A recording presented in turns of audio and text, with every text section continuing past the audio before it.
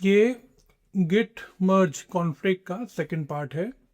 पिछले पार्ट में मैंने कवर किया था ऐड वाला यूज़ केस, जहाँ पर कि दोनों ब्रांचेस में एक नई फाइल को ऐड किया गया था।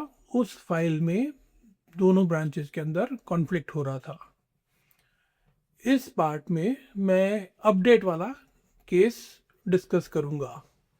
तो चलिए चलते हैं। यहाँ पर स्टेप नंबर 1 पे गिट इनिट कर लिया है और यहाँ पर हम डालते हैं एको salary equal to 5000।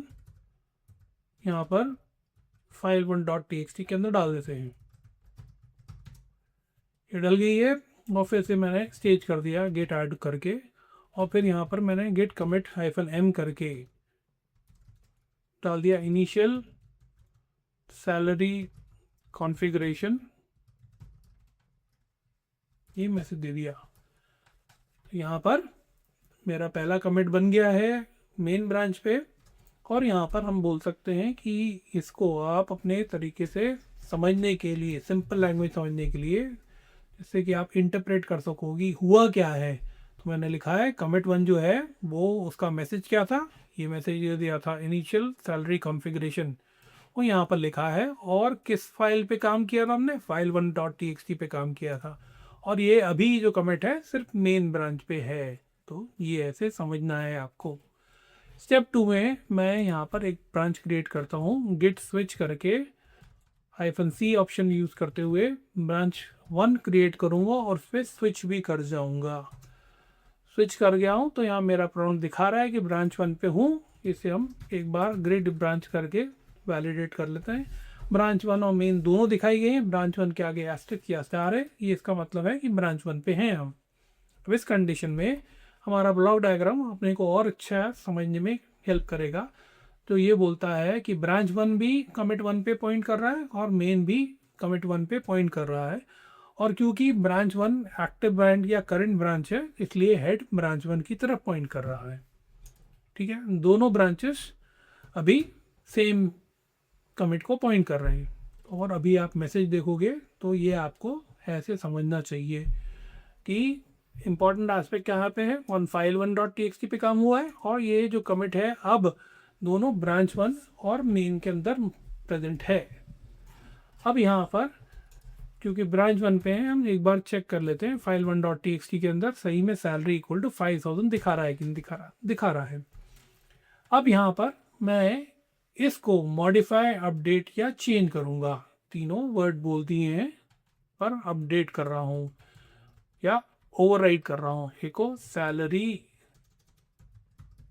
Equal to, और इसको पहले जो वैल्यू थी 5000 थी, उसके बदले में इसको ओवरराइड करके 7000 कर रहा हूँ। file1.txt कर दिया और इसको मैंने स्टेज कर दिया, और स्टेज करने के बाद गिट कमिट भी कर दिया एम यहाँ पर बोल के branch 1 mod updates salary to 7000,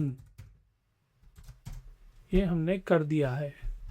तो यहाँ पर अगेन ब्लॉक डायग्राम की तरह से मैं आपको समझाने की कोशिश कर रहा हूँ कि क्या हुआ है। मेन जो है अभी भी कमिट 1 पे ही अटका हुआ है, उसी की तरफ पॉइंट कर रहा है। जो ब्रांच 1 है उस पर हमने एक्स्ट्रा कमिट बना दिया है, ब्रांच 1 आगे बढ़ गया है, और उसके अंदर हमने फाइल 1 जो ऑलरेडी कमिट 1 पे से इनहेरिट की थी ब्रांच 1 ने, उसको हमने जाके अपडेट कर दिया है। अपडेट करने पे फाइल 1 पे ही काम किया है और सैलरी इक्वल टू 5000 को ओवरराइड करके सैलरी इज इक्वल टू 7000 कर दिया है। और ये जो कमिट है सिर्फ ब्रांच 1 पे एग्जिस्ट करता है। ये स्टेटमेंट आप पढ़ लो ध्यान से, ठीक है। It's existing only on branch 1, commit 2 is only on branch 1, ठीक है। तो एक बार यहाँ पर इसको कैट करके देख लेते हैं सही में file1.txt अपडेटेड है कि नहीं है भाई। अब हम जाके वापस स्विच करेंगे मेन ब्रांच पे, गिट स्विच मेन, ये हो गई। जब मेन पे से आ गए तो हमें मेन कहाँ है, अब डायग्राम हमारा ऐसा हो गया। कमिट 2 ब्रांच 1 कहाँ पर है, कमिट 2 पे है। मेन कहाँ पर है, कमिट 1 पे ही है। और हेड कहाँ है, मेन पे। तो यहाँ पर आ गए हैं, गिट ब्रांच करके देख लेते हैं तो मेन की तरफ एस्टेरिस्क लगा हुआ है, उसी पे है। और अभी हम जब यहाँ पर कैट file1.txt करके देखेंगे तो सैलरी की वैल्यू मेन पे अभी भी 5000 दिखा रही है। अब यहाँ पर चल के हम एक और कमेंट बनाएंगे और मेन पे ये जो सैलरी इज इक्वल टू 5000 है इसी को ओवरराइड करेंगे अब। ठीक है, ओवरराइड करते हैं। तो यहाँ पर क्या कर रहे हैं, उसको हम दे देंगे देखो सैलरी इक्वल टू 9000 और हम इसे ओवरराइड कर रहे हैं file1.txt में ही। और ओवरराइड करने के बाद एक ही कमांड से मैं इसे स्टेज और कमेंट भी कर रहा हूँ -am करके और बोल रहा हूँ मेन अपडेट्स सैलरी टू 9000। तो ये वाला कमिट बन गया। कमिट 2 जो है ब्रांच 1 पे है, ब्रांच 1 जो है कमिट 2 की तरफ ही पॉइंट कर रहा है और कमिट 3 जो है सिर्फ मेन पे है, राइट। तो यहाँ पर ये ऐसा है। और ब्रांच 1 में 7000 है काय के अंदर file1.txt के अंदर और वो सिर्फ ब्रांच 1 पे ही है। मेन में सैलरी की वैल्यू file1.txt के अंदर 9000 है। तो यहाँ पर डाइवर्जन भी क्रिएट हो गया और कॉन्फ्लिक्ट भी जब हम देख रहे हैं तो ये मर्ज हो रही हैं दोनों। सैलरी इक्वल टू 7000 और सैलरी इज इक्वल टू 9000 भिड़ेंगे और कॉन्फ्लिक्ट क्रिएट करेंगे। और हम जब इसे मर्ज करना चाहेंगे तो इशू क्रिएट होगा। पर उससे पहले एक बार इसको हम ग्राफ में देख लेते हैं। Git log -1 one line graph -, all करके देख लेते हैं। तो ऐसा वन लाइन क्या है भाई, अच्छा हमने बीच में स्पेस नहीं दिया इसलिए दिखा रहा है, कोई बात नहीं, इसे रेक्टिफाई करते हैं और ये ऐसा दिखाएगा हमें। ठीक है, तो यहाँ पर ऑफ कोर्स ये जो आईडीज़ हैं ब्लॉक डायग्राम में अलग है क्योंकि ये जब मैंने लेसन प्लान बनाया था तब जो मैं कर रहा था प्रैक्टिकल उसमें जो आईडीज़ मिले थे वो डाल दिए थे मैंने यहाँ पर रिकॉर्डिंग करते वक्त ये आईडीज़ अलग है। ओके, यहाँ पर की ऑब्जर्वेशन क्या है, both branches now have unique commits. कौन से यूनिक कमिट है, ये वाला और ये वाला, दोनों यूनिक कमिट्स हैं। फास्ट फॉरवर्ड मर्ज पॉसिबल नहीं है यहाँ पर इम्पॉसिबल है। यहाँ पर गेट मस्ट परफॉर्म 3-वे मर्ज यहाँ पर। ठीक है, और अब हम इसे मर्ज करने की कोशिश करते हैं और देखते हैं क्या होता है। करने से पहले स्क्रीन को क्लियर करता हूँ। गिट मर्ज ब्रांच 1। ठीक है, तो अभी मेरा प्रॉम्प्ट देख लो, मेन दिखा रहा है और जब यहाँ पर कॉन्फ्लिक्ट क्रिएट होगा तो मेन और क्या पाइप ऑफ मर्जिंग दिखाएगा। तो यहाँ पर क्या बोलता है, कॉन्फ्लिक्ट, यहाँ पर ऐड नहीं बोल रहा, कंटेंट की बात कर रहा है। इसका मतलब है अपडेट करते वक्त दिक्कत आई है। Merge conflict in file1.txt, automatic merge failed, fix conflict and then commit the result.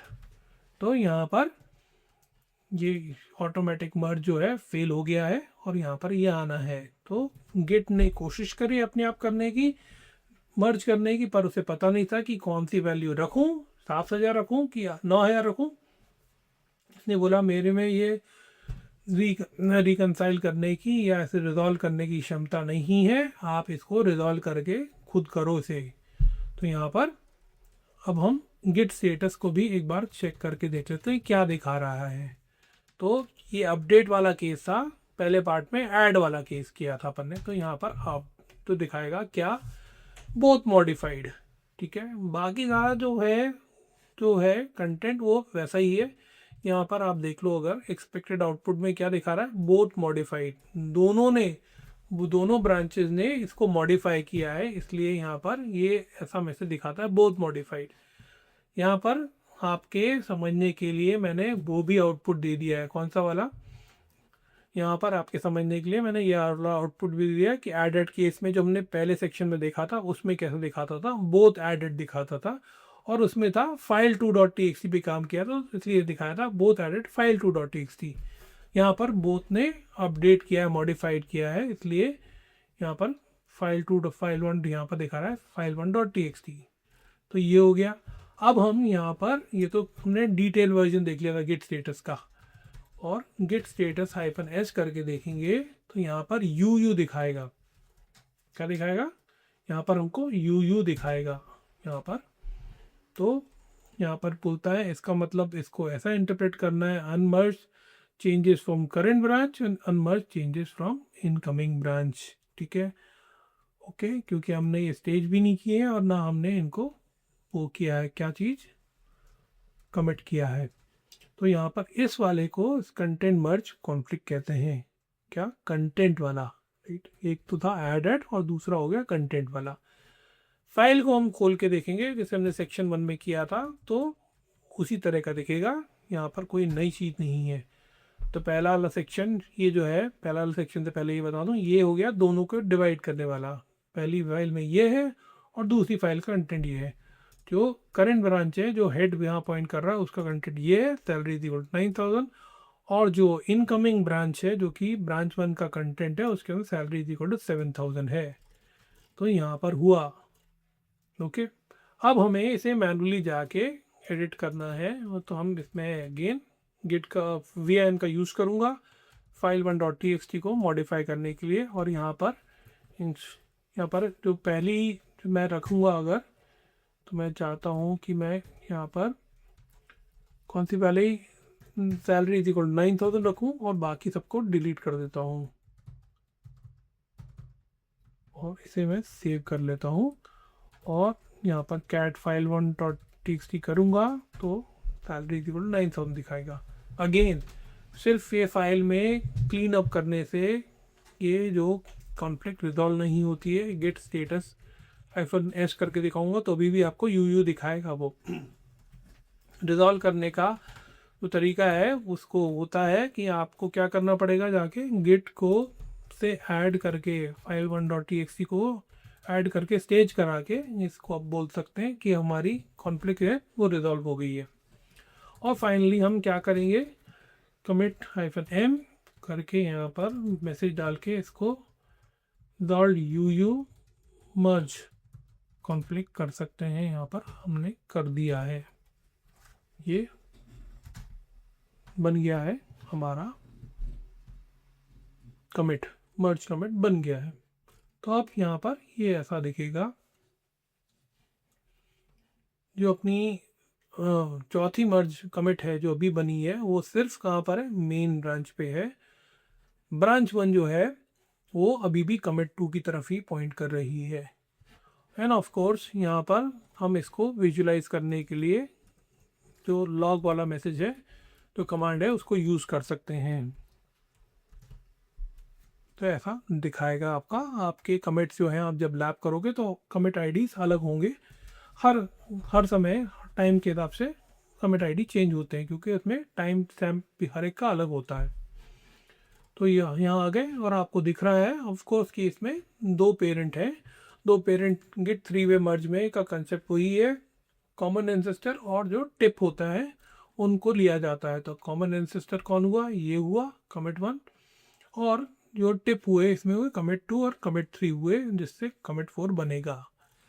ठीक है, तो यहाँ पर ऐसा आ गया है। और उसके बाद अगेन मैं यहाँ पर git cat files -p head करूँ। हेड मतलब कहाँ पर पॉइंट कर रहा है, मेन पे पॉइंट कर रहा है। और मेन किस पे पॉइंट कर रहा है, लेटेस्ट कमिट की तरफ। तो मेरे को ये डिटेल में मैसेज देगा, और इसको देखने से यहाँ पर अगर मेरे को 2 पेरेंट दिखते हैं तो वो एक क्लू है कि ये 3-वे मर्ज हुआ है। कन्फर्म ट्रू 3-वे मर्ज इंटरनली। ठीक है, तो ये हो गया यहाँ तक का अपडेट वाला केस। अब मैं एक यहाँ पर आपके वो रिकैप या एक बार रिवाइज करा दूँ कंसेप्ट, और ये मुद्दे वाली बात फिर से बता दूँ आपको कि क्या है। Just creating a branch does not mean आपने डाइविजन क्रिएट कर दिया है। यहाँ पर ये जो थी, यहाँ पहले ब्लॉक डायग्राम में ये दिखाया गया कि आपके पास सिर्फ एक ही ब्रांच थी, मेन। ठीक है, और उसके बाद आपने यहाँ पर कमिट करके यहाँ पर आपने मेन ब्रांच पे कमिट किया था। ठीक है, एक ही ब्रांच थी। अब यहाँ पर ये राइट वाले ब्लॉक डायग्राम में दिखाया है कि आपने ब्रांच बना दी है। ब्रांच बनाना डजंट मीन कि आपने डाइवर्जन क्रिएट कर दिया, नहीं, वहाँ नहीं हो रहा। ठीक है, डाइवर्जन जब बनता है कि जब दोनों ब्रांचेस पे एक एक यूनिक कमिट आ जाए।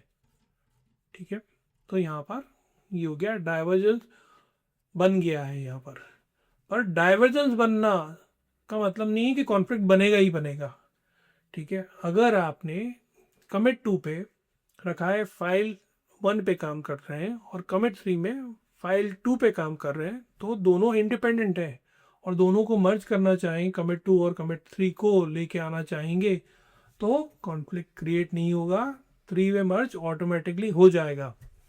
पर अगर ये कमिट 2 और कमिट 3 क्या हुए आपके, अगर कॉन्फ्लिक्टिंग है, एक ही फाइल पे काम कर रहे हैं, वहाँ पर चाहे ऐड वाला कर रहे हैं या अपडेट कर रहे हैं, तब वहाँ पर कॉन्फ्लिक्ट क्रिएट होगा, ठीक है। तो ये आपको समझ में आना चाहिए। कॉन्फ्लिक्ट अकर्स, यहाँ पर एग्जांपल दिया है, कौन सा वाला, divergence alone does not cause conflict. तो यहाँ पर एग्जांपल दे दिए हैं कि कमिट 1 में x is equal to 5 file 1 dot t में था, कमिट 2 में y इज इक्वल टू 10 डाला गया फाइल 1 डॉट टी में, और कमिट 3 में a इज इक्वल टू 6 डाला गया फाइल 2 डॉट टी में। Commit 2 and commit 3 are unique but are non conflicting, दोनों को कॉन्फ्लिक्ट नहीं कर रहे हैं, क्योंकि एक फाइल 1 का है और एक फाइल 2 का है, तो कॉन्फ्लिक्ट नहीं कर रहे हैं, इसलिए ऑटोमेटिक 3 में मर्ज विल सक्सीड, ये चल जाएगा। ये अगला केस यहाँ पर है, डाइवर्जेंस क्रिएट हो गया है। यहाँ पर क्या किया गया है, जो कमिट 1 है वो फाइल 1 पे किया गया है, x इज इक्वल टू 5। इसके बाद कमिट 2 जो है वो फाइल 2 डॉट टी पे किया गया जिसमें a इज इक्वल टू 6 है, और कमिट 3 जो है वो भी फाइल 2 डॉट टी पे किया गया जिसमें a इज इक्वल टू 12 है। यहाँ पर गिट के सामने जब ये रखा जाएगा तो गिट कंफ्यूज होगा और बोलेगा भाई मेरे को नहीं पता कौन सा वैल्यू सही में रखनी है, मैं इसको रिकंसाइल नहीं कर सकता। तो इसे इसमें आपको एज अ यूज़र इसको कॉन्फ्लिक्ट को रिजॉल्व करना पड़ेगा, ठीक है।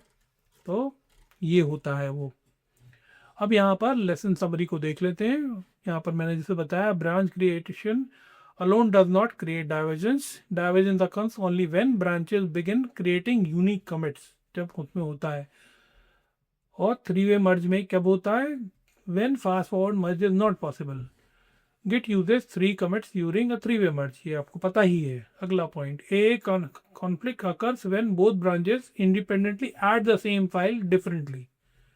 तब ये होता है, यू जब होता है जब हम अपडेट करते हैं, ठीक है। Merge conflict occurs when Git cannot automatically reconcile competing changes, अपने आप Git reconcile या resolve नहीं कर पाता, ठीक है। Conflict makers identify competing versus during a merge. Conflict markers जो देखे थे अपन ने, जो कि था इक्वल साइन की एक डिलिमिशन थी, दोनों लाइन दोनों ब्रांचेस के बीच में, और एक में एरो इस तरफ पॉइंट कर रहा था और एक में एरो इस तरफ था। जो इस तरफ पॉइंट कर रहा था वो पहले आता है जो कि करंट ब्रांच पे जिसमें अपन लेके आ रहे हैं, और नीचे वाला पोर्शन जिसमें एरो साइड पॉइंट करता है वो इनकमिंग ब्रांच के होते हैं, वो ध्यान रखना। Manual editing is required to resolve merge conflicts, ये इसकी ज़रूरत होती है एडिटिंग करने की, और git add marks a conflict as resolve, ठीक है। Merge commits preserve both branches histories, ये भी इंपॉर्टेंट पार्ट है। जब अपन ने कर दिया, कमिट कर दिया, तो दोनों ब्रांचेस के जो कमिट थे उनको प्रिजर्व किया जाता है, ठीक है। मर्ज कमिट्स कंटेन 2 पेरेंट्स, ठीक है, और git status -s helps identify conflict type quickly using short term rows. जब अपन गेट स्टेटस -s करते हैं तो अपने को पता चलता है कि वो ए टाइप का है कि यू टाइप का है, ठीक है। तो ये स्लैब को अब जो पूरे 2 सेक्शन में डिवाइड करके किया गया है, ठीक है। अब इसको यहाँ पे क्लैब को यहीं पे ख़त्म करता हूँ और लेके मैं आपको चलता हूँ इसके MCQs की तरफ। Review question 1, what conditions require git to perform a 3-वे मर्ज, किस कंडीशन में गिट को 3-वे मर्ज करने की ज़रूरत होती है। Question number 2, which commit is called the common ancestor during a 3-वे मर्ज, कॉमन एंसेस्टर क्या होता है 3-वे मर्ज में। Question number 3, what does true branch divergence means, सही मायने में ब्रांच डाइवर्जेंस का मतलब क्या होता है। क्वेश्चन नंबर 4, ये अब आपको कमांड दिया गया है git log 19 ग्राफ, इसके आउटपुट में जो खड़ा डंडा दिखता है अपने को, या पाइप कैरेक्टर जिसको बोलते हैं, इसका महत्व क्या होता है। क्वेश्चन नंबर 5, उसी क्वेश्चन को में दूसरा ऑप्शन पूछा गया है जो स्लांटेड या फॉरवर्ड स्लैश होता है, इसका मतलब इसमें क्या होता है। Question number 6, which scenario causes an a conflict, किस सिनेरियो में ए कॉन्फ्लिक्ट होता है। क्वेश्चन नंबर 7, आपने git status -s कमांड चलाया और उसका आउटपुट में आपको मिला ए फॉलोड बाय फाइल का नाम, इससे आप क्या निष्कर्ष निकालते हैं। Question number 8, what happens after running git add file1.txt during conflict resolution. Conflict resolution है, उसको रिजॉल्व करने के लिए 2-3 चीज़ें करनी पड़ती हैं। एक तो फाइल आपको एडिट करनी पड़ती है, और उसके बाद आप गिट ऐड करते फाइल को स्टेज करते हो। तो जब ये किया जाता है, इसका मतलब क्या होता है, इससे अपन क्या अचीव करते हैं, क्या बोलते हैं कि क्या हो गया है अब। क्वेश्चन नंबर 9, किस सिनेरियो में यूयू टाइप की कॉन्फ्लिक्ट हमें देखने को मिलती है। क्वेश्चन नंबर 10, जब आपने git status -s कमांड चलाया और आपको यह आउटपुट मिला uu स्पेस file1.txt, इससे आप क्या, इसको आप कैसे समझते हो, इसका आप क्या निष्कर्ष निकालते हो, ये क्वेश्चन में पूछा गया है। क्वेश्चन नंबर 11, जब आप कैट फाइल करके देखते हो, कैट मतलब कंटेंट देखते हो फाइल के जो कि कॉन्फ्लिक्ट में है, तो उसके अंदर जब ये आपको बीच में दिखता है क्या, मल्टीपल, एक ही लाइन के अंदर मल्टीपल इक्वल साइन, तो इससे आप क्या इन्फर करते हो या निष्कर्ष निकालते हो। क्वेश्चन नंबर 12 पिछले क्वेश्चन से रिलेटेड ही है। क्वेश्चन में उसी फाइल के अंदर जो कॉन्फ्लिक्टेड फाइल है उसके अंदर दूसरे पार्ट का पूछा गया है कि जब आपको ऐसा दिखे कि लेफ्ट एरो पॉइंटेड है कई सारे और उसके बाद हेड लिखा हुआ आ रहा है, तो इसका मतलब क्या मतलब होता है इसमें। क्वेश्चन नंबर 13, उसी पार्ट का अगला सिनेरियो कंसेप्ट पूछे जा रहे हैं यहाँ पर कि यहाँ पर जब आप राइट एरो दिखें बहुत सारे और उसके बाद ब्रांच का नाम दिखे, इससे क्या मतलब निकलता है। Question number 14, what command is used to mark a merge conflict is resolved. कौन से कमांड से हम ये रन करने के बाद ये कह सकते हैं कि हमारी जो कॉन्फ्लिक्ट थी अब रिजॉल्व हो गई है। Question number 15, Why is fast forward merge impossible after divergence? Divergence के बाद फास्ट फॉरवर्ड मर्ज क्यों नहीं हो सकता, ये इम्पॉसिबल क्यों होता है। Question number 16, which of the following is true about merge conflicts. इनमें से कौन सा सही है मर्ज कॉन्फ्लिक्ट रिलेटेशन में। Question number 17, which command shows compact merge conflict codes like AA and UU। तो कौन सा कमांड रन करने से हमें ये वाले कोड्स दिखते हैं। Question number 18, what type of commit is created after successfully resolving a three-way merge conflict। हमने मर्ज करने की कोशिश करी, कॉन्फ्लिक्ट आया, कॉन्फ्लिक्ट आने के बाद हमने उसको रिजॉल्व किया, और रिजॉल्व करने के बाद जो कमिट किया वो किस तरह का कमिट कहलाता है। क्वेश्चन नंबर 19, ये हमें कमांड दिया गया है git cat file -p head। इसमें से हमें कैसे पता चलता है कि इसके आउटपुट्स को देख के कैसे पता चलता है कि मर्ज कमिट हुआ है, फास्ट फॉरवर्ड कमिट नहीं हुआ है। Okay. Question number 20, which statement is true. इनमें से कौन सा स्टेटमेंट सत्य है या करेक्ट है। Question number 21, which of the following can merge cleanly without conflict after divergence. इनमें से कौन सी स्थिति में 3-वे मर्ज बिना कॉन्फ्लिक्ट के चल जाएगा। Question number 22, in the AA scenario why can git not automatically choose a version। अगर हमारे पास ए वर्जन आ गया है गेट कॉन्फ्लिक्ट का, तो उसके बाद गेट ऑटोमेटिकली कन्वर्ज क्यों नहीं करता? वो क्यों ज़रूरत पड़ती है ह्यूमन इंटरवेंशन की या यूज़र इंटरवेंशन की? Question number 23, you run the command git status and get the following output. आपने गेट स्टेटस कमांड चलाया और आपको ये आउटपुट मिल रहा है। इस आउटपुट में अनमर्ज पाथ्स का मतलब क्या है? Question number 24, you run the command git status and get the following output. इस आउटपुट में fix conflict and run git commit का मतलब क्या है? Question number 25, you run the command git status and get the following output. इसमें git waiting for when it says, what is gate waiting for when it says no changes added to commit।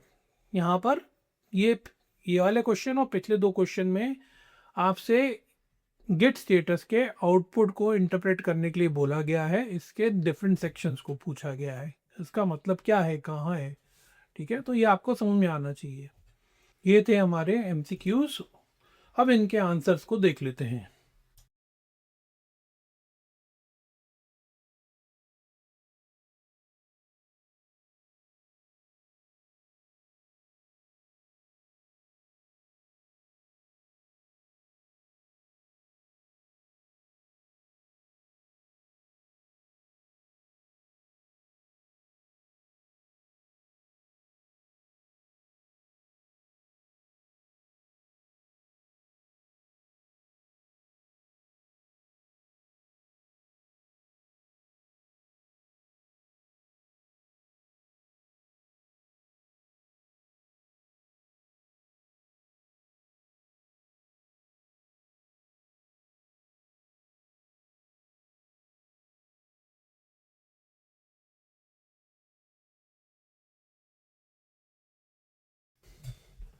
उम्मीद करता हूँ आपसे ये MCQs आसानी से बन गए होंगे।